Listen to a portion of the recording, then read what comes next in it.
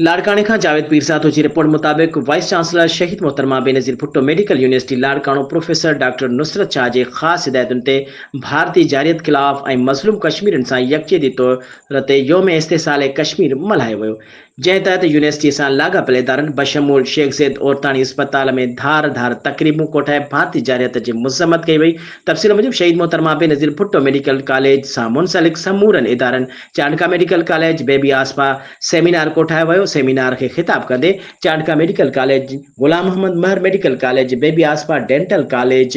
Benazir nursing college, institute of pharmacy, institute of physiotherapy ऐं शेख ज़ैद औरतानी अस्पताल में धार धार तक़रीबूं कोठायूं वयूं ऐं धार धार वाक जो पिणु बंदोबस्त कयो वियो। चांडका मेडिकल कॉलेज लाड़काणो में कोठायल तक़रीब में wise chancellor professor doctor Nusrat Shah खिताब कंदे चयो त असीं अॼोके ॾींहं ते पंहिंजे मज़लूम कश्मीरी भाउरनि खे यकीन ॾियारियूं त खेनि कंहिं बि महाज़ ते अकेलो न छॾींदासीं। असां संदन आवाज़ आहियूं, संदन केस बैनुल अक़वामी तौर ते सियासी सुफ़ारती महाज़नि ते उजागर कंदासीं।